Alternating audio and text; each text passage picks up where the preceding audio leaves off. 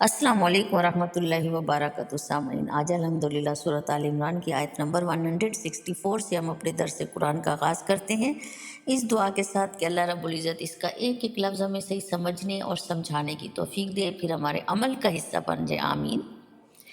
نحمدہ ونصلی علی رسولہ الکریم، اما بعد، فاعوذ باللہ من الشیطان الرجیم، بسم اللہ الرحمن الرحیم۔ رب اشرح لی صدری ویسر لی امری واحلل عقدۃ من لسانی یفقہوا قولی، رب زدنی علما، رب یسر ولا تعسر وتمم بالخیر وبک نستعین، آمین اللہم آمین۔ اللہ رب العزت فرماتے ہیں اس آیت مبارکہ میں، لقد من اللہ علی المؤمنین، البتہ تحقیق احسان کیا اللہ نے اوپر مومنوں کے، ایمان والوں کے، اذ بعث فیہم رسولا من انفسہم، جب بھیجا بیچ ان کے رسول پیغمبر انہی میں سے، یتلو علیہم آیاتہ ویزکیہم ویعلمہم الکتاب والحکمہ، جو ان کو اللہ کی آیتیں پڑھ پڑھ کر سناتے ہیں، ویزکیہم، اور ان کو پاک کرتے ہیں، ویعلمہم الکتاب، اور اللہ کی کتاب سکھاتے ہیں، والحکمہ، اور دنائی کی باتیں، حکمت سکھاتے ہیں، وَإِن كَانُوا مِن قَبْلُ لَفِي ضَلَالٍ مُبِينٍ، اور البتہ تھے وہ اس سے پہلے کھلی گمراہی میں۔ اللہ رب العزت نے اس دنیا میں نبی مکرم صلی اللہ علیہ وسلم کو بھیج کر ایمان والوں پر بڑا احسان فرمایا ہے، اور آپ صلی اللہ علیہ وآلہ وسلم کی ذات اقدس جو ہے وہ سارے عالم کے لیے نعمت کبریٰ اور احسان عظیم ہے۔ لیکن آج کا انسان جو ہے وہ روحانیت فراموش اور مادیت کا پرستار ہو چکا ہے۔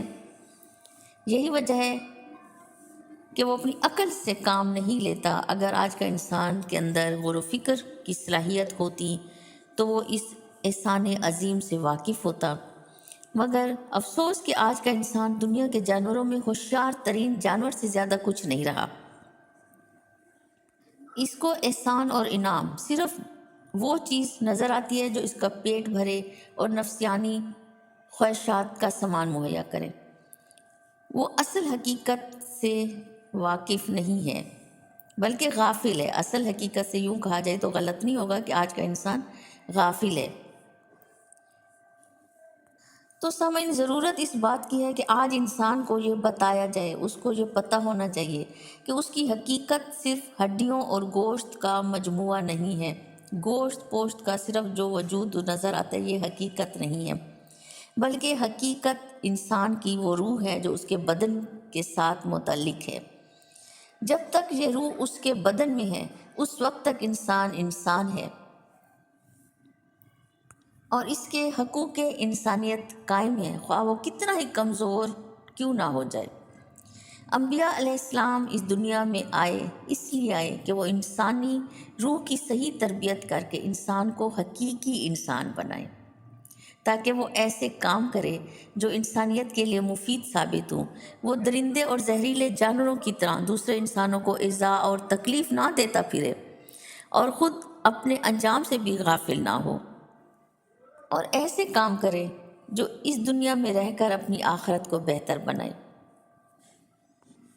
انسان کو صحیح انسان بنانے میں بھی آپ صلی اللہ علیہ وسلم کی شان تمام انبیاء علیہ السلام سے بہت ممتاز ہے۔ جب آپ صلی اللہ علیہ وسلم اس دنیا میں تشریف لائے تو اس وقت عرب کے حالات جو تھے بہت خراب ہو چکے تھے۔ عورت پر ہر طرح کا ظلم و ستم ہوتا تھا، لڑکیوں کو زندہ دفن کر دیا جاتا تھا۔ ایک عورت کے پاس کئی مرد آتے، اچھی نسل کے بچے کی پیدائش کے لیے شوہر خود جو ہے اپنی بیویوں کو شہرت والے مردوں کے پاس لے کر جاتے تھے۔ گنڈا گردی عام تھی، مردار کھاتے تھے، شراب پیتے تھے۔ تو ایسے میں اللہ رب العزت نے محمد مصطفیٰ صلی اللہ علیہ وسلم کو جب نبی بنا کر بھیجا تو جس نے محبت کا، اخوت کا درس دیا، اس وقت لوگ آگ کے گڑھے پر کھڑے تھے۔ نبی صلی اللہ علیہ وسلم نے درس انسانیت کا سبق دیا،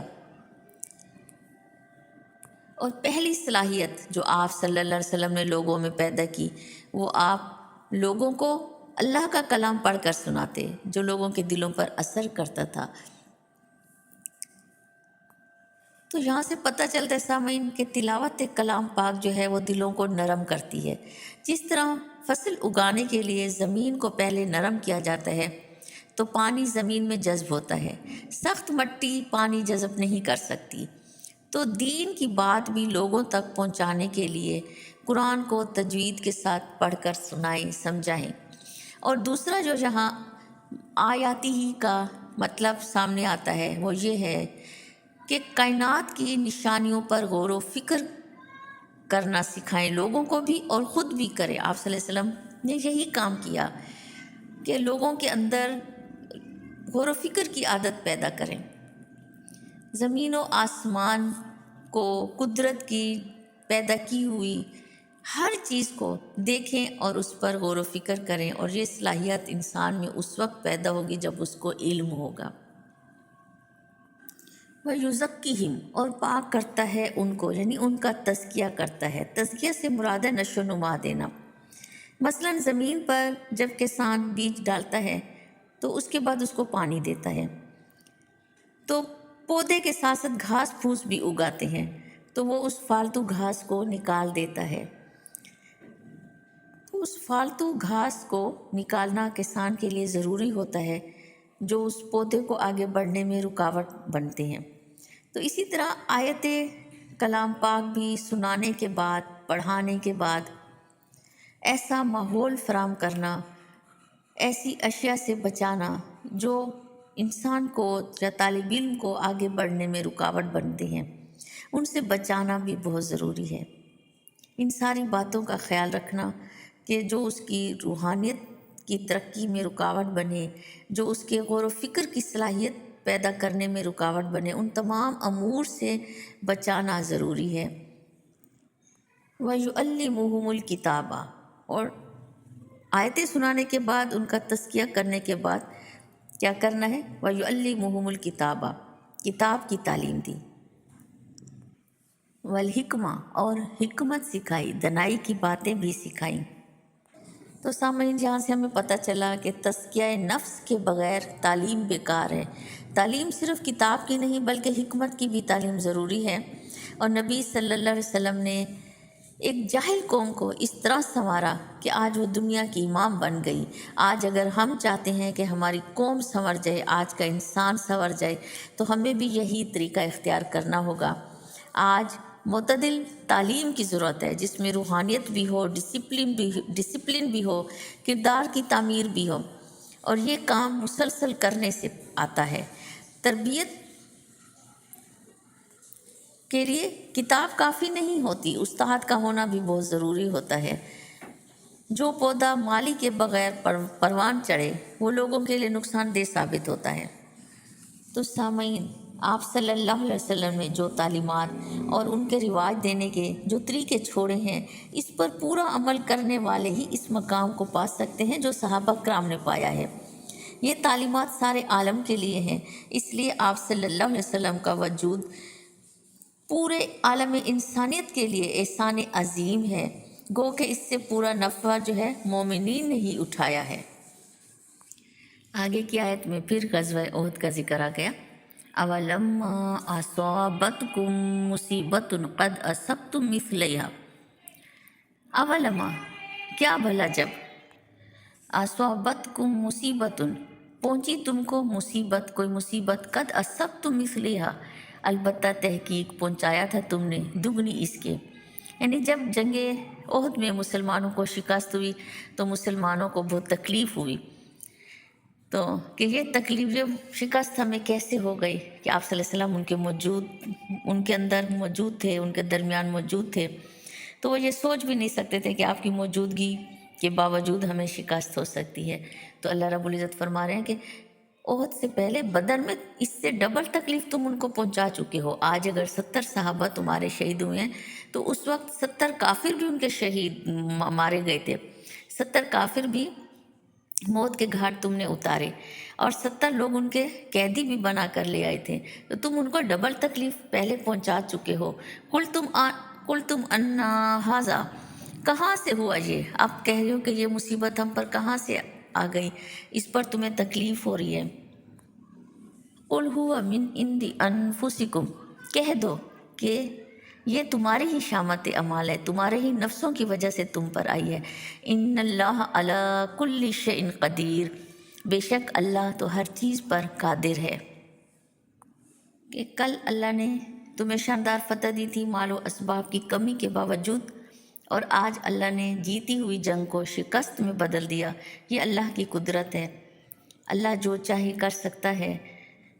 تم نے نبی کریم صلی اللہ علیہ وسلم کے حکم کی خلاف ورزی کی تو اللہ نے جیتی ہوئی جنگ کو شکست میں بدل دیا۔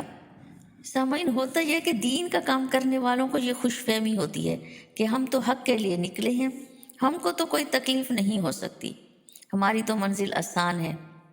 تو صحابہ نے بھی یہی سمجھا تھا کہ آپ صلی اللہ علیہ وسلم ہمارے بیچ میں ہیں، ہمیں شکست نہیں ہو سکتی، لیکن اللہ رب العزت تو قادر ہے کہ اگر آپ موجود ہیں یا آپ اس دنیا سے تشریف لے گئے، آپ کی وفات ہو گئی، دونوں صورتوں میں اگر کوئی بھی آپ کے حکم کی خلاف ورزی کرے گا، آپ کے سنتوں کے خلاف جائے گا، تو اللہ قادر ہے، وہ فتح کو بھی شکست میں بدل سکتا ہے۔